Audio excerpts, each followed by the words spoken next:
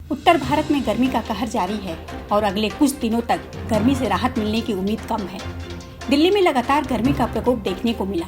सफदरगंज मौसम स्टेशन ने 44.7 degree Celsius तापमान दर्ज किया। इतना ही नहीं, कई राज्यों में पारा 45 डिग्री पार कर गया। मौसम विभाग की माने तो फिलहाल 27 मई तक गर्मी से कोई राहत नहीं मिलने वाली है। राजधानी दिल्ली में शुष्क गर्म हवाओं के चलने से अधिकतम तापमान 46 से 47 डिग्री सेल्सियस तक जा सकता है। 28 मई के बाद निचले स्तर की तेज हवाएं कुछ राहत ला सकती है। भारत के मौसम विभाग ने एक बयान में कहा कि अगले 4 से 5 दिनों में उत्तर पश्चिम मध्य और प्रायद्वीपीय भारत के कुछ हिस्सों में गंभीर गर्मी का असर पड़ने की संभावना है, जबकि पूर्वोत्तर भारत के कई हिस्सों में भारी बारिश होगी।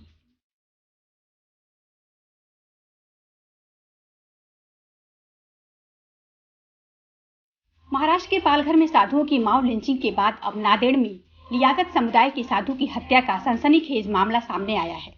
साधु का नाम रुद्र पशुपति महाराज बताया जा रहा है। पुलिस ने बताया कि लिंगायत समाज के ही एक शख्स साईनाथ राम ने साधु की हत्या की है। साधु के अलावा पास ही के इलाके में एक और शख्स की हत्या की गई, जिसे पुलिस आरोपी साईनाथ का साथी मान रही है। जानकारी के मुताबिक रात 12 बजे से 12:30 बजे के बीच साधु की हत्या हुई है। आरोपी आश्रम का दरवाजा तोड़कर अंदर नहीं घुसा था, बल्कि गेट अंदर से खोला गया था। साधु की हत्या करने के बाद आरोपी साईनाथ ने उनके शव को ठिकाने लगाने की भी कोशिश की थी। उसने साधु के शव को उनकी ही कार में रख कर ले जाने की कोशिश की, लेकिन कार गेट में ही फंस गई। इससे मठ के छत पर मौजूद आश्रम के 2 सेवादार जाग गए।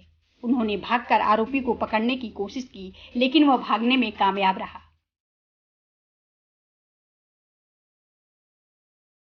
चीनी सेना ने लद्दाख में वास्तविक नियंत्रण रेखा पर पैंगोत्सो और गालवान घाटी में सैनिकों की संख्या बढ़ा दी है। उसने साफ संकेत दिया है कि वह निकट भविष्य में भारतीय सेना के साथ टकराहट की स्थिति को छोड़ने वाली नहीं है। शनिवार को सूत्रों ने इस आशय की जानकारी दी।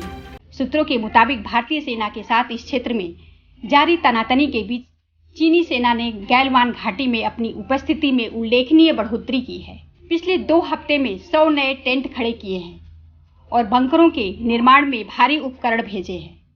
भारतीय सेना ने भी स्पष्ट किया है कि वे अपने क्षेत्र में किसी भी प्रकार की चीनी घुसपैठ की अनुमति नहीं देंगे और उन क्षेत्रों में गश्त को भी और मजबूत करेंगे।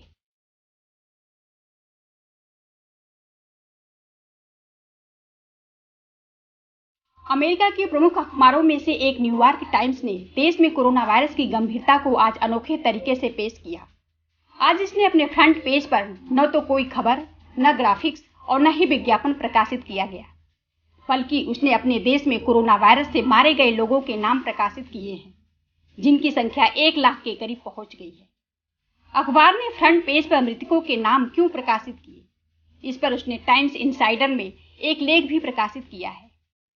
दरअसल न्यूयॉर्क टाइम्स के संपादकों ने इस भयावह स्थिति को दर्शाने का फैसला किया। ग्राफिक्स डेस्क की असिस्टेंट एडिटर सिमोन लैंडन संख्याओं को इस रूप में रखना चाहती थी, जो यह तो दिखाए ही कि कितनी बड़ी संख्या में लोगों की जान गई है और यह भी किस वर्ग के लोगों की मौत हुई है।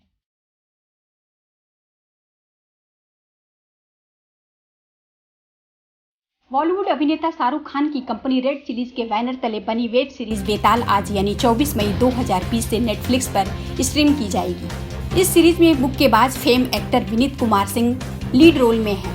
वेब सीरीज में विनीत कुमार के अलावा lipstick under my Burkha fame Aahana Kumra भी हैं। इसके अलावा कास्ट में sacred games fame actor Jitendra Joshi, Karib single fame actor Siddharth Menon और fashion fame actress Suchitra Pillai भी नजर आएंगी। बेताल एक हॉरर थ्रिलर है जिसका लेखन और निर्देशन पैट्रिक ग्राहम ने किया है और सह निर्देशन निखिल महाजन ने किया है।